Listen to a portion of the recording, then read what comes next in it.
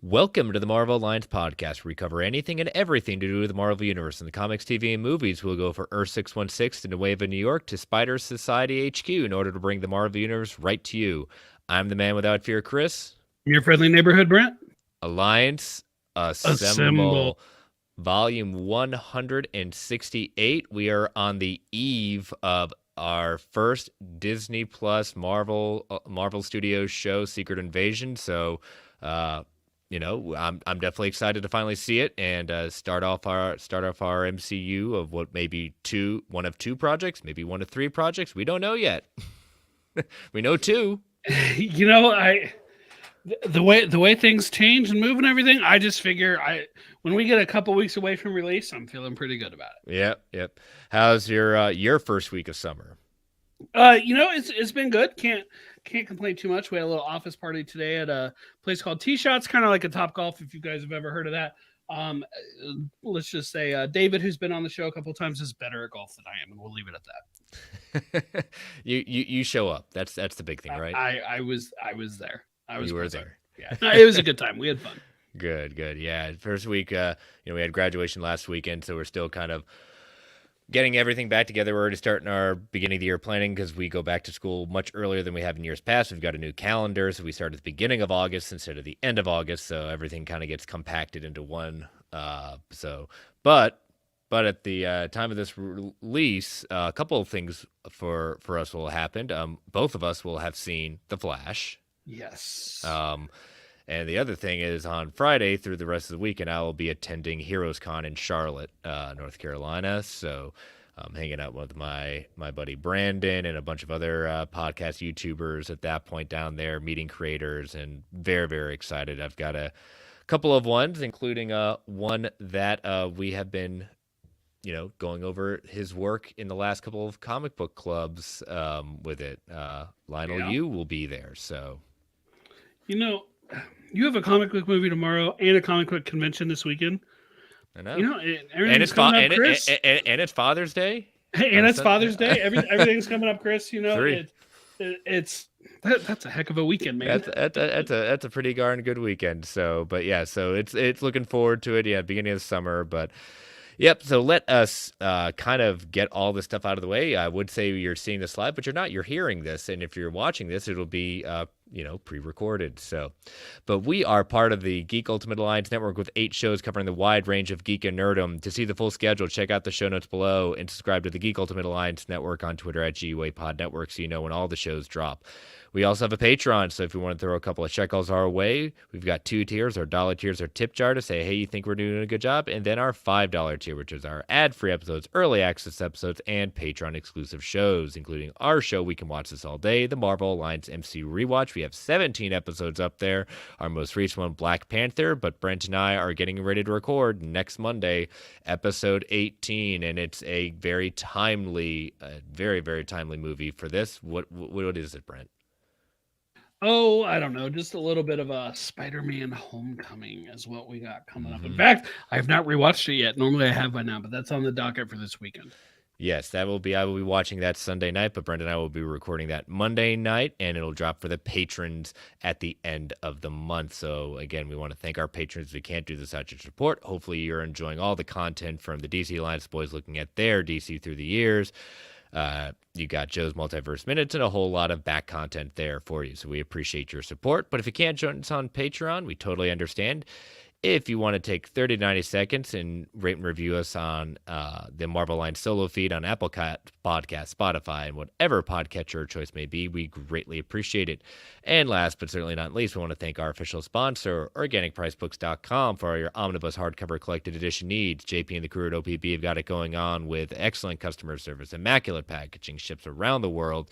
Use that code MARVELGUA at checkout to get $2 off every single order. Use it a limited amount of times. Let them know you're a listener, and we want to thank them for being our official sponsor.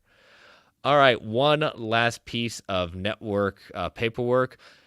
Well, we've told you about it. We're going to follow through with it at this point. Yes, the GUA crossover is coming back. It's making its illustrious return this month, a week from next Saturday. So next Saturday, I can't remember the date on that one. I want to say June 24th. You're right. Yep, June 24th. we will be doing our big return with the GUA crossover with hosts from around the network joining up and talking about everything we want to talk about under Geek and Nerdum. We've seen a lot of movies this month. Probably a lot of us are going to want to give our thoughts on The Flash. So check it out. But if you are a Tier 2 patron, you will get the link to join into the chat at that point. Otherwise, you can watch it live on YouTube, and we greatly appreciate that. So hopefully I'm definitely looking forward to joining in on that chat on next Saturday. Yeah, that should be fun. I've got it marked on my calendar. I'm planning on showing up at least for part of it. As of right now, things are looking good for me to be there. So yeah, June 24th. I haven't been able to do the last one or two crossovers, so it's going to be fun. And yes, it's great. We're going to have a movie fresh out. We'll at this point listen to Joe and Hines give their review of it, and then then with the rest of us can chime in with some of our thoughts. Yep, that'll be happening. If you're listening to us on audio, it'll be happening later tonight, Friday, at, I believe, 9. I'm not sure what time at that point, but subscribe to the Geek First Podcast YouTube channel that way you get turn on that bell for notifications so you know when it's dropping. Give that 30-minute warning. Yeah, indeed. All right, so let us I hate to kind of say it's a kind of a we got not too many positives today we're talking about with Marvel news. We got a few glimmers of hope, but we're unfortunately having to start off with the passing of a legend. Yesterday, news broke very, very late last night on Tuesday night, and it officially really broke this morning on Wednesday. John Romita Sr., comic book legend, passed away at the age of 93. Many of you, if you are knowing the Romitas at that point, that they are, kind of like the Kuberts, just a family of just amazing creators at that point with his son, John Romita Jr., still working in the industry. But John Romita Sr. just is one of those on what many would possibly put on a Mount Rushmore of the all-time great creators. This is just a small sampling of the people, of the characters he either created himself or co-created. Mary Jane, Wolverine, The Punisher, Luke Cage, Kingpin, Red Skull, Captain George Stacy, Brother Voodoo, Rhino, Bullseye, Hobgoblin, Nova, aka Richard Rider, Shocker, Tigra, and Vulture. Just that list alone, and that's not everything. That's not an extensive list, but those are probably some of the biggies that would, you all would listeners would recognize. His first work in comics was in 1949 as a ghostwriter for Timely Comics. This was the precursor to Marvel, and Romita met editor-in-chief Stan Lee. At that point, in 1951, he began drawing horror, war, and romance comics for Atlas Comics, and he also drew his first superhero work in the 1950s, a revival of Captain America. And he began exclusively working from DC Comics from 1958 to 65, and an artist of many romance comics. Romita then joined Marvel officially in 1965, drawing the Daredevil comics, and in 66, artist and co-creator of Spider-Man Steve Ditko left Marvel, and Romita was chosen by Stan Lee to be the new artist of Amazing Spider-Man. And within a year, Romita became the Spider-Man artist. The Amazing Spider-Man rose from Marvel's second best-selling book to the company's top seller. Romita brought a new romance style to Spider-Man and a new pinnacle for the character. And in June 1973, Romita was promoted to Marvel's art director and heavily influenced the look of Marvel Comics in the 70s and 80s. He was also inducted to the Will Eisner Comic Book Hall of Fame in 2002. I mean, this is, even though obviously I was not born in the 60s and 70s, but Romita's art is what I kind of like. That's kind of one of the first images I see when I think of Spider-Man. Not necessarily Ditko's, but Romita Sr. Oh, absolutely. He is. I mean, yes, you said he would be on many people's Mount Rushmore, and rightfully so. I mean, the cast of characters that you listed off that he either created or co-created, or I think in the case of Wolverine, like he designed that iconic costume. It is some of the most iconic characters in all of Marvel comic books, right? Like just Wolverine, right? Like, do you get bigger than Wolverine? Spider-Man. Maybe Spider-Man. But you're right. Okay, so Spider-Man, who Romita had an incredible run on the character, and helped with several Spider-Man characters, Kingpin, Hobgoblin, Vulture. Obviously, had his part with Daredevil and stuff like Bullseye. And I already mentioned Kingpin, of course. Rhino. Like it's an obscene amount of work that he created so long ago that is going strong to this day. We just had Across the Spider-Verse with a take on the Vulture in it. Mm-hmm. Right, we just had that. Just a couple years ago, we had Kingpin in Into the Spider-Verse. We had Kingpin and updated versions of Bullseye in the Daredevil TV show. Like, his work lives on, has lived on for decades since he initially did it, and will live on for decades more. Yeah, no, I mean, last year at HeroesCon, I got to meet for the first time and got a personal meet and greet and chance to speak to his son, John Romita Jr., and just the stories he would tell about his dad and the opportunity that he got. His son loved his dad so much. He put out a very, very heartfelt tweet and about memorializing his dad at that point, but never got a chance to meet him personally. But as you said, the impact of him will forever be there. Another legend. The past couple of years we have lost a lot of these legends at this point, and so one of the things I get to enjoy about going to these conventions is some of the older creators are still going around, like Alan Davis. I'm gonna try to meet Alan Davis and Roy Thomas. Some of these creators are we're gonna be losing soon at that point, and at the very least, if I can just say, hey, thank you for just at the very least, thank you for putting out the work that you did, and just get your flowers while they're still here. Absolutely. So, but our hearts, our thoughts, and prayers go out to the Romita family.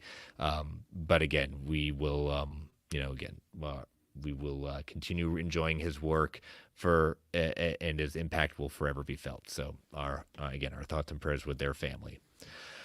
All right, so no easy transition to this, and with the Writer Guild strike, we were expecting this news, but we were wondering would it come out before San Diego Comic-Con, but it looks like Marvel Studios is going to be getting ahead of this right now, and they have announced a number of delays and shifts in the movie slate, and this was originally broken by The Hollywood Reporter. Phases 5 and 6 are getting a big shakeup in their release schedule. First up, Captain America Brave New World was originally slated for May 3rd, 2024, but will now open in theaters on July 26, 2024. Thunderbolts, which was scheduled for July 26, 2024, will arrive in theaters December 2024. I believe that's one of the first Marvel movies to be done in December maybe I don't know if I'm too bold to say ever, but it may be one that we haven't seen in a while. Oh, for Marvel Studios, yes. Well, yes. Oh no, you're right. Well, that's asterisk a joint. Next to No Way Home. Yeah. So Spider-Man gets to do it because Into the Spider-Verse was also a December release, if I remember right. But yes, No Way Home would have been the first one to do it. And hey, it's a good time slot. Yeah. Phase 6 projects have also been affected by this. Fantastic Four and all the crew and all the casting scuttlebutt that's been going on recently, moving from February 14th, 2025 to May 2nd, 2025. Blade, which has been going through its own turmoil, was pushed back again from September 6th, 2024 to February 14th, 2025. The two Avengers movies have been pushed back. Avengers: The Kang Dynasty is giving its spot to Fantastic Four while getting delayed to May 1st, 2026, which was previously occupied by Avengers Secret Wars, which is now slated for May 7th, 2027. Also of note, a new Star Wars movie will also be in May of 2026. Will it? We'll find out. We'll find out. I know when reading the Hollywood Reporter, they were saying like the only positive update. Well, I think some of these are blessings in disguise. I would say Deadpool 3 will now come out 5 months earlier than expected, moving from November 8th, 2024 to May 3rd. Deadpool 3 is now currently called Untitled Deadpool Movie by Disney, so it may be getting a new official title yet to be revealed. I hope it's titled Wolverine and Deadpool. And then I want Deadpool to complain the whole movie that he doesn't get top billing in his own sequel. I think that'd be hysterical. Yeah, there's, again, we were all expecting this. Just even if the Writers Guild strike ends in a couple of months or ends soon, the impact of this is going to be affected at that point, and everything gets backed up. So Marvel Studios is getting ahead of this for many different reasons. You can look at, the Deadpool moving up at that point. they're obviously they're in the middle of shooting. They're doing this stuff. We're all kind of wondering how they're getting away with the improv that happens and things like that. Allegedly, they can't do it because allegedly it's they can't writing, do it. So I will be curious to find out how that comes out. Yep. The Avengers moves, considering, you've got the Jonathan Majors uncertain future, the writer's strike assembling a huge cast. Although it's unfortunate, it seems that the new release date would benefit the film and everyone involved. More time at that point, especially with the rumors going around that Jeff Loveness is no longer going to be writing the Kang Dynasty at that point. That's also going to be possibly another reason why. And then unfortunately Blade, which has continued to has so many false starts. It's just a question of can they just cut a break? It's these delays are expected. A lot of them, again, it's going to give them that time, even though those of them that are already in production. I mean, I think we're hearing now that Captain America Brave New World is getting ready pretty soon to start wrapping production. It's got to be, but I want to be clear, at least where I'm coming from, speaking only for myself here. I don't pertain to speak for you, Chris. I'll go ahead. I think this is good news. I saw this news and my first reaction was great positive move here.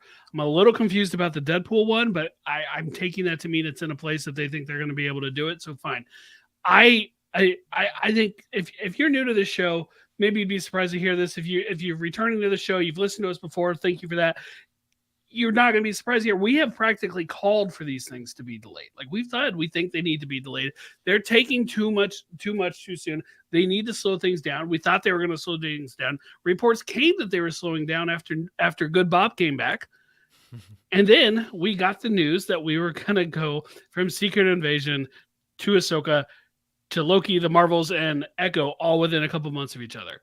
That's not slowing down. I don't know what's going on here. It's not slowing down at all. As much as I don't want them to spread those out because I'm eager to watch them all, I still think they should. Putting these movies out, give them the time they need to do both these movies and the lead-up movies, the build-up movies necessary.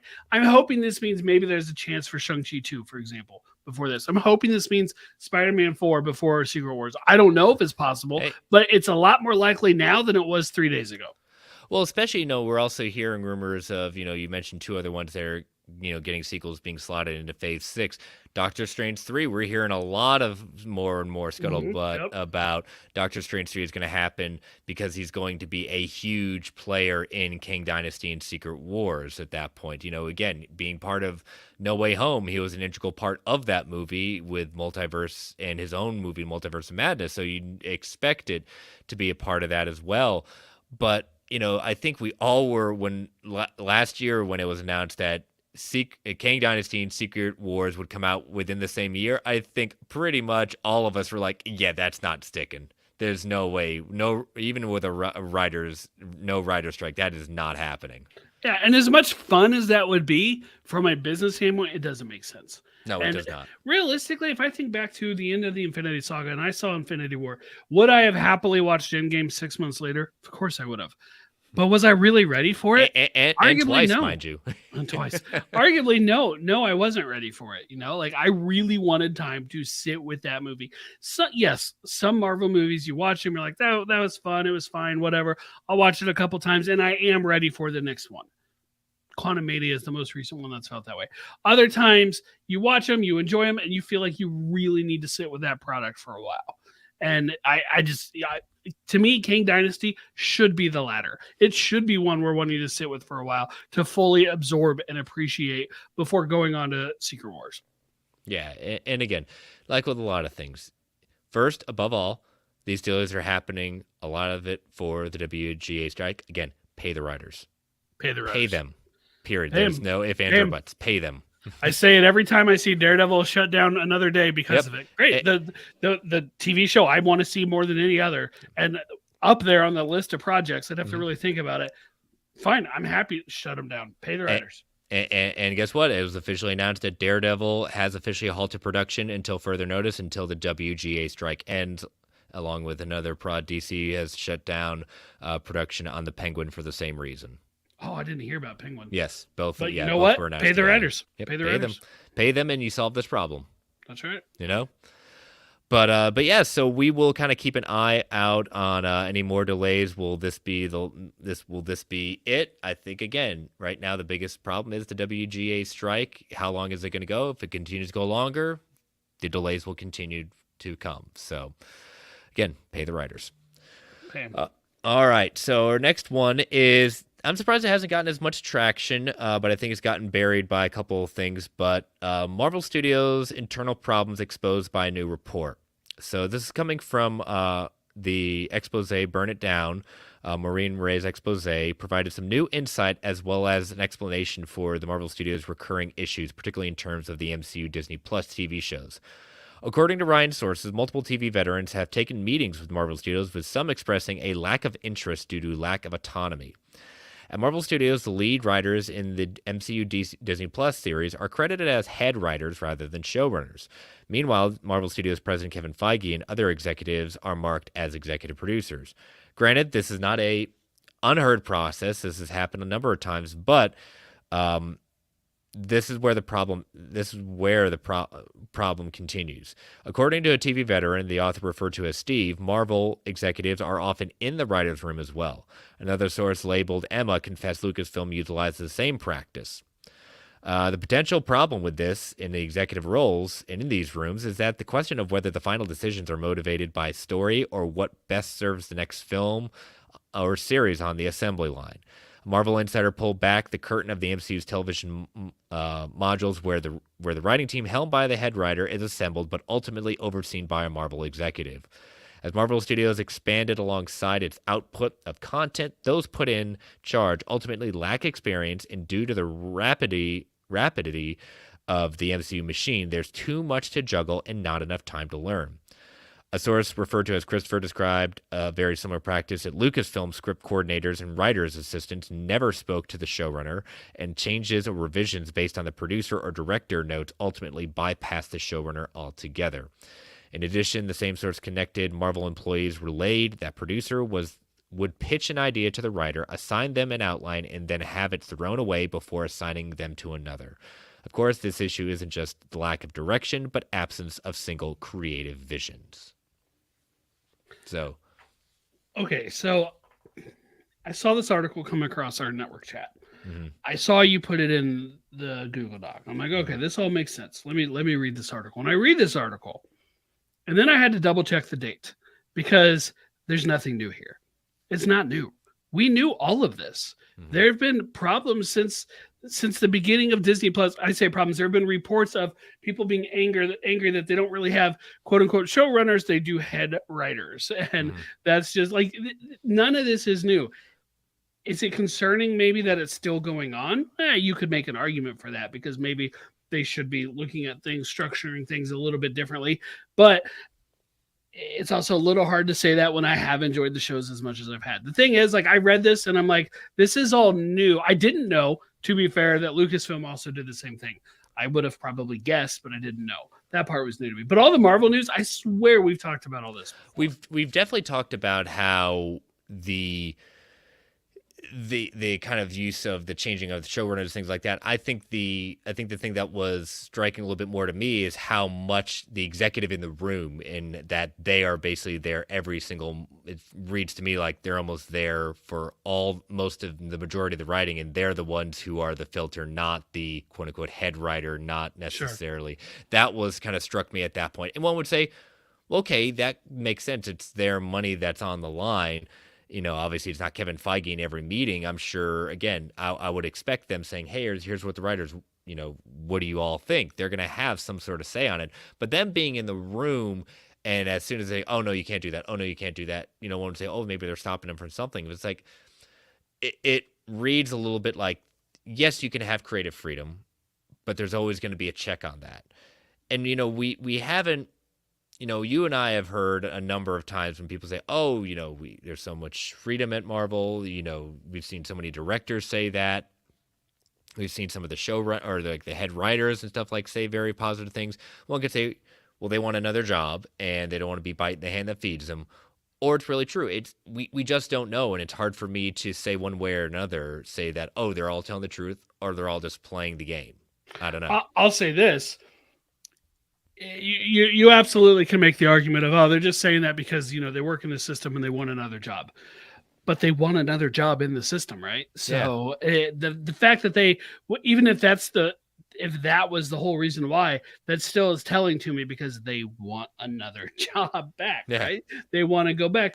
No, of course they're not perfect, and like the part of this report that talks about Feige being spread too thin, we've all asked those questions. How does he possibly have time to come in? And he's been called like a fixer before, where he's come in and he's fixing like little problems that have come up in the movies here and there, and he just has less time to do that because there's so many movies and TV shows going on. Frankly, I do believe this report. I'm not questioning the validity of it. I was just, I guess I was just underwhelmed because I was expecting something more, something newer. Fair. That internal problems exposed by new report is this headline from the Direct. I was just expecting something with a little more bite to it than what we've been talking about for probably 2 years at this point. True. Very true. That's fair. But yeah, we'll see. We'll continue watching this at that point, and maybe hopefully some changes are happening with these delays, and the internal issues start getting resolved. But we're going to take our first ad break for the evening. As you know, listeners, these ads help keep the lights on the Geek Ultimate Alliance Network. We don't get to choose what ads come on, and they can be a bit loud. Give it that 3 count before they come on. 3, 2, 1. We'll be right back. And we are back. So, got some news coming from Scarlett Johansson. The title of it is Scarlett Johansson confirms new Marvel production is still in the works. And talking with comicbook.com, Scarlett Johansson confirmed that the Marvel project she's producing is quote-unquote still happening. She said, yes, it is still happening, but not currently because nothing is happening right now. We're all sort of in a holding pattern and wait for the writer strike and potentially our own guild strike, and so forth and so forth. So it's interesting because we've kind of heard nothing new on this front of this unknown project that she's going to be working on at that point. Not only did Feige acknowledge this when announcing her new role as a producer in 2021, but the actress confirmed that as much herself in recent interviews, saying she's definitely done playing Black Widow, and that I think she's basically kind of said that this project has nothing to do with her returning to the role at that point. My theory, if I were to guess like what this quote unquote secret project could be, I would take a shot in the dark and say it's A-Force. I saw some people speculating A-Force. I think there's a lot of reason to speculate there, and it's kind of cool, right? She was like the first major female superhero in the MCU, so let her help shepherd the first major superhero team up of that volume of people. I say it that way just because we know the Marvels is technically a female team up as well. Yes, the Black Widow movie was a female team up movie as well. Again, smaller scale. The other idea I had come up with was something related, and I know they said not Black Widow related, but they lie. Yes, was basically the Kate Bishop Yelena show that so many of us have been calling for, or yes. The project between the two of them. Maybe that's a little wish casting there, but frankly, I was just glad to see that they're still talking about doing this. It had been so long since anything came out about this. I just kind of wondered if this was one of those things that like they talked about, like they were working together in the sense of they've had a couple conversations, but it didn't go anywhere. But so this makes sense that right now everything's on pause with the WGA and possibly the SAG and stuff. It all makes sense. To me, this is just good news. I would like Scarlett Johansson to still be involved in the MCU on one side of the camera or the other. Exactly. So, but all right, and closing out the news is our box office second week update on Spider-Man Across the Spider-Verse. Brent, so where are we at right now? Across the Spider-Verse made $55 million in the second weekend, which was down only 54% from the previous week. We'd had so many movies in the mid to high 60s, and then back to back, we have Guardians of the Galaxy, which was below 50. We have this, which is below 60%, below 55%. Even fantastic couple movies in a row for the comic book franchise or for the comic book genre that so many people say, oh, superhero fatigue. Well, I don't know, two in a row, right? I guess we'll see what happens with coming up here with the Flash. Hopefully it does well also. But worldwide, we're up to $403 million. So it's doing great. It's already passed Into the Spider-Verse's entire run, and it's still going. Yeah, I mean, again, it was a very positive drop at that point. Staying within the 50s range at that point is really good for that. This coming weekend you've got the Flash, so it's probably going to take a big hit at that point. But Oh again, yeah, it's gonna drop it, for sure. but again, it's done what it needed to do to hit the ground running at that point, and then all this point. It's going to be very interesting to see. Like you said, as of recording, it's $403 million. I could possibly seeing it. I think it's definitely going to cross 500 million. Getting to six, that might be pushing it a bit. Maybe, but if the reported budget of about 100 million is accurate, it's already making bank. Yes. So they're going to be very, very pleased with this outcome.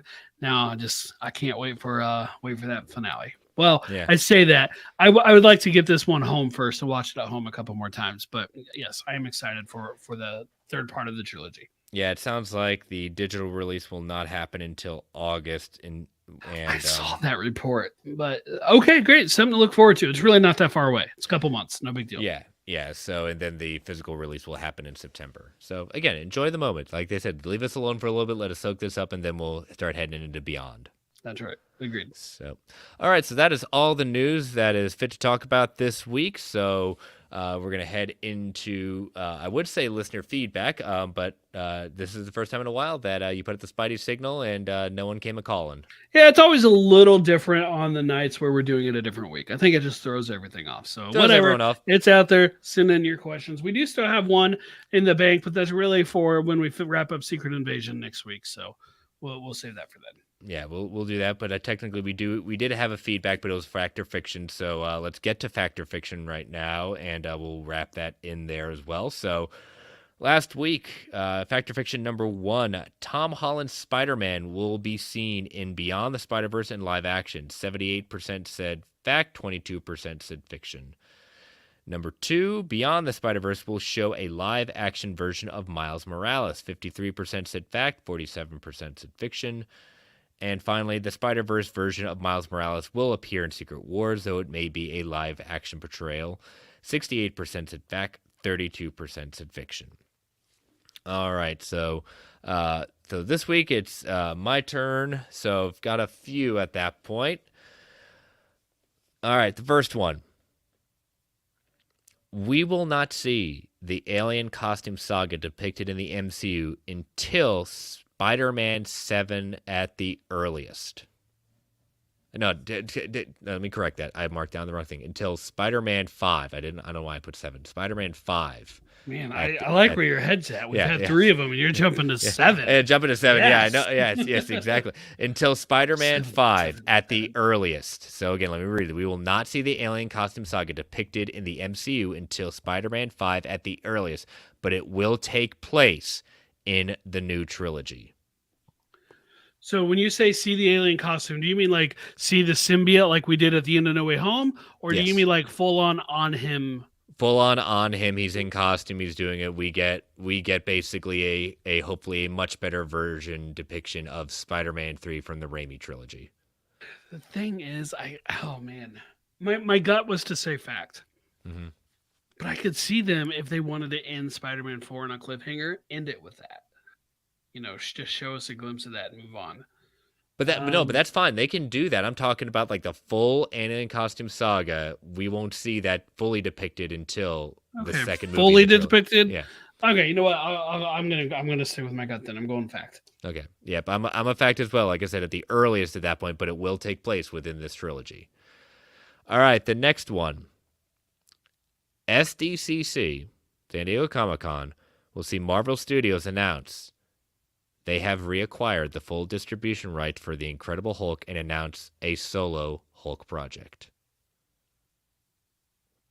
CCC, they're going to say they have distribution. If you remember, I can't remember what episode, we've covered it a couple of times. What we talked about earlier is what was correct and the reports are correct, this month, allegedly they have reverted back to Marvel. I'm going to say fact. In this case, Disney.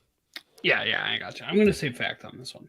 Yeah, I'm definitely saying fact, especially with some rumors now going around that a follow-up to Captain America: Brave New World will possibly be this World War Hulk project that we've been hearing a lot about. Yeah, I saw that, and that's one of those things that I just hope it's true I because do I like too. the sound of it. All right, so this one I had written down at towards the end of last week at that point, and then our buddy Clay had sent me a TikTok that kind of said, "I'm not alone in this theory." So that I'm gonna and I let message him saying, "I've written this down in the Fact or Fiction. I like that people are putting this out there." So here we go. In Beyond the Spider-Verse, it will be revealed that Earth 42 Miles, aka the Prowler, is actually the hero of the universe fighting against the Sinister Six cartel. And I point to you, remember the spider that was supposed to be on his Earth. It was a blink if you miss it moment. Was supposed to bite him. So he may not be an evil prowler. He may be the hero of the universe, and and he's taking out this Miles because what would you do if you saw a guy wander around with your face? I'm going to say fact on this as well. You've told me that theory of yours. I've seen a couple people talk about it on Twitter, on TikTok. There's something there. There is something there. So I'm going fact with it.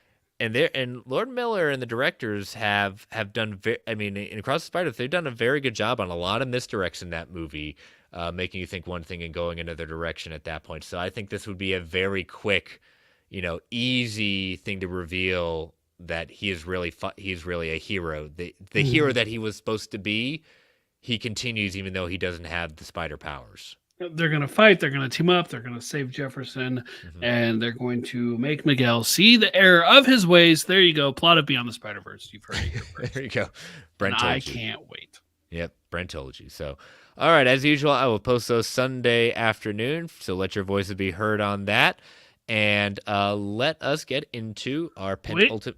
We got DC Outlaws. We got one more Fact or Fiction. Yes, DC Outlaw Fact or Fiction. By the end of Beyond the Spider-Verse, Earth 1610 and 616 will be merged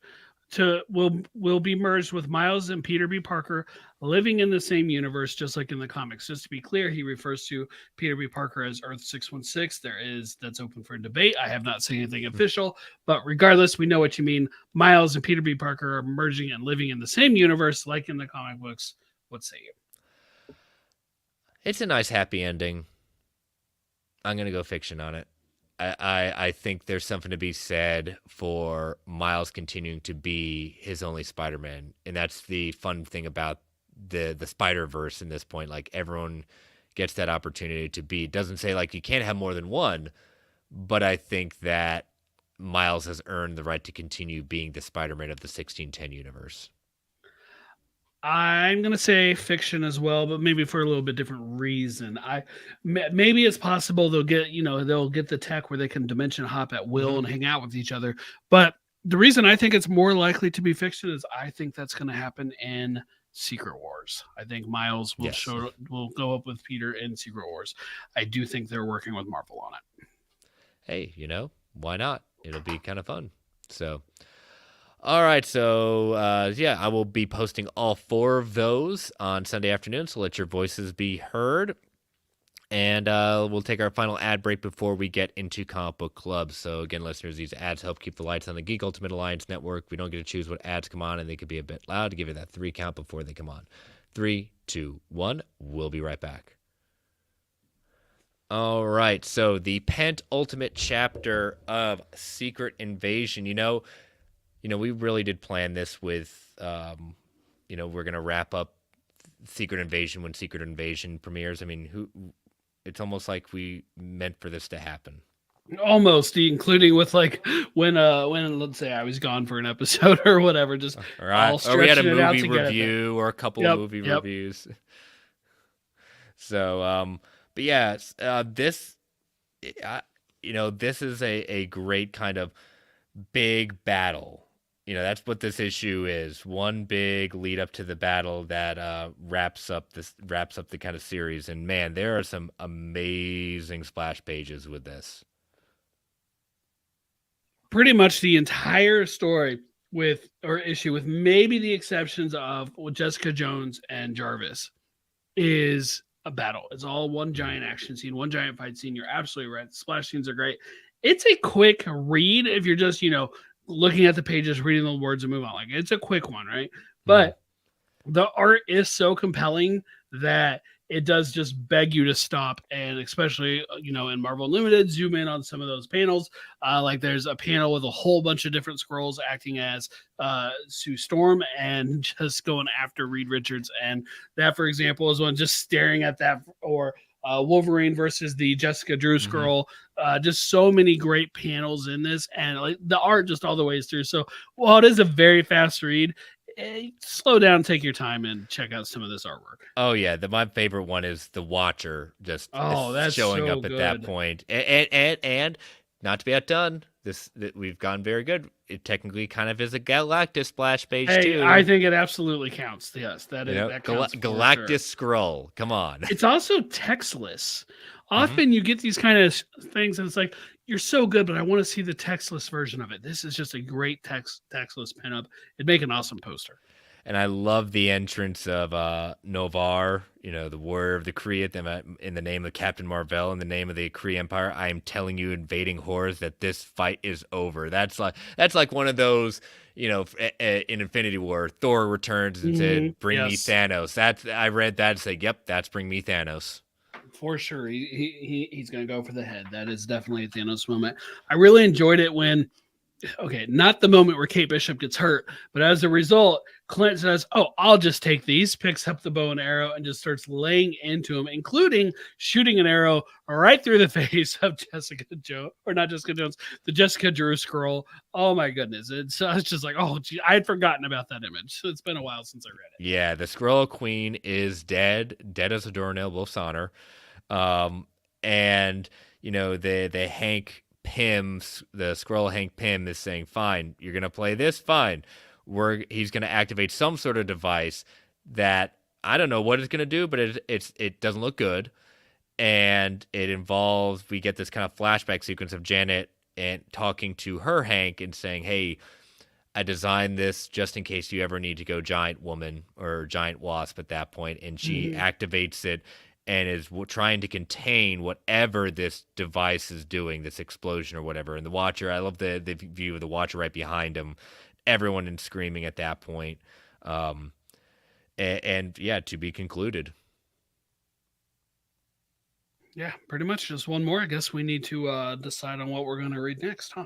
Yeah, we'll decide. We'll have to see if we're gonna. Sometimes we like taking a week break at that point to Sure. give us some little extra time. But we will let you know next week what we're planning on doing, and so we may end up still taking that week off. We'll see, but yeah, we'll get that decision because you listeners are going to choose. We got to decide our theme and the Yep. options. So.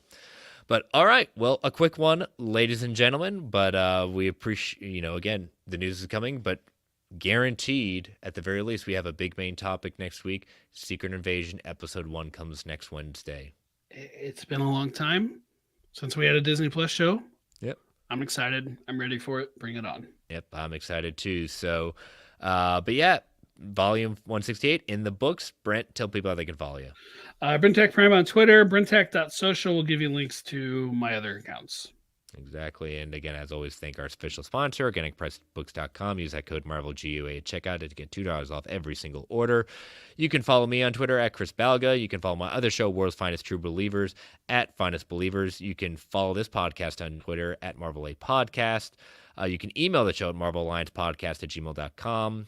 You can follow the Geek Ultimate Alliance Network on Twitter at GUAPod Network. Feel free to tweet, email if you want to provide feedback, ask questions. DMs are open across all accounts. Fact or fiction, send them all our way.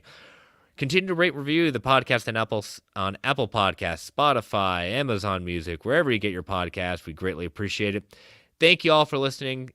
And I would always say this, but thank you all for the virtual joining us in the chat. Stay safe out there, everyone. And as Stan the Man would say, Excelsior, true believers. All right, Brent. Post-credits discussion tonight. Our Secret Invasion predictions. Out of the gate, I think we're going to see at least one previous Marvel hero that has been established in the MCU that has not been in the marketing. Okay. Who? I'm honestly not sure. The question is, Are they who they are, or are they going to be revealed to be a Skrull? They're probably a Skrull. Okay. We will see the actor depicting that character. Let me Mhm. phrase it that way. This is definitely one of my more anticipated. If I had to put Loki versus Secret Invasion, I put Loki just above just because of where it at. But like, I was apprehensive when they said Secret Invasion was going to be a series, not necessarily an event movie. Sure. But as they were explaining this and saying, no, this is going to be the first Disney MCU crossover event in series form, I said, okay, I'm gonna. It doesn't need to be page to screen because it's just not gonna be like that. That's fine. But as long as we take the essence, the main important parts of what made Secret Invasion such a great event, I'm with you on this. And it's particularly that from the trailers we have seen, I'm getting very kind of Winter Soldier grittiness kind of vibes. This kind of cat and mouse game. Like again, the tagline: "Who do you trust?" That's gonna be the big thing coming in, week out.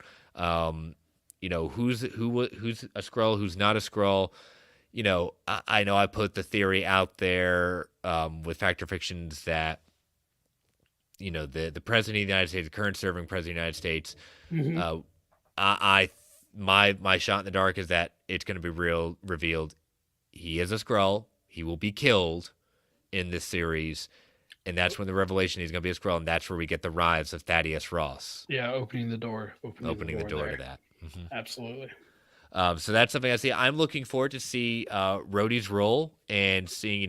We know he's basically, big key government official at this point, and just seeing like Fury basically is on his own in this. He doesn't know who he can trust. Sure. And even though he's working with Maria, again, it's going to be this paranoia. It's not, it's not paranoia when they're really after you.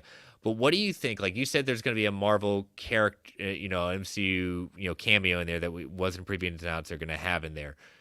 Do you think we get we've seen Val already in Black Panther: Wakanda Forever. Do we get the return of Val in this series? I pretty much think that's a lock. I absolutely because she's got ties to Fury in the comics. She has already been on Disney Plus shows before. She has ties to Everett Ross, who's going to be appearing in this. I'm curious to see how that's going to go because even though he's introduced in Civil War, since then he's been primarily a Black Panther supporting character. Curious to see that, but I think it would fit a lot to see Val come in. Don't call her Val come in and to mess with Fury, to mess with Everett Ross, Rhodey. Like it all fits. Outside shot in the dark. It wouldn't surprise me too much to see John Walker pop back up. Okay. It just feels like I feel like somewhere in this they're going to want some sort of Captain America type character, and I could see him filling that void. Why not Home Depot? Captain America. Excuse me, U.S. agent. U.S. agent. That's right. Walmart cap. Hallmark cap. Yeah, it's going to be very interesting. Some of the screeners have gone out. People who have them have seen the first 2 episodes, and one of the interesting things I've seen is there's a reason they saw 2. The second one they say is going to be kind of the pickup of the series, but one of the things like this is not going to be a jokey kind of happy-go-lucky show. That's never what it's been billed as. I guarantee you there's going to be some laugh moments and some chuckles at that point. But then I saw this reviewer that's like, it's not funny. I don't like this. This is a terrible direction. I was like, oh, wait a minute. You thought the show Secret Invasion or Skrull Invasion was supposed to have jokes? All right, I see you now. Okay, so that sounds good because this shouldn't be a comedy. It shouldn't Correct. be funny like, say, She-Hulk was. Which actually, was She-Hulk the last Disney Plus show we had? Yes. Wow, and then of course the holiday special. Wow, special. it really has been a long time since we got that. No, I know the reviewers got 2 episodes. I have not read or skipped just everything on it. David sent me a TikTok today, and it opens with they have this website. I already forgot what it was. The invasion has begun, and I said nope, Yes. not watching. And then he had to say no, you're good, it's okay. And sure enough, it was. But I was like, I'm not looking at anything related to this stuff yet. I'm trying to go in as cold as possible. Yeah, there was a viral marketing. I was kind of impressed that it just kind of ran under the radar that if you entered the right code, you got the first 5 minutes of the first episode out there. I was like, why weren't they promoting this? I mean, it must have missed by, but this was a series I think was kind of a lost opportunity. It could have been budget cuts, things like that. They could have done a lot of cool viral marketing with this. and really picked up steam for it. I think that is a lost opportunity that Marvel Studios did not take advantage of.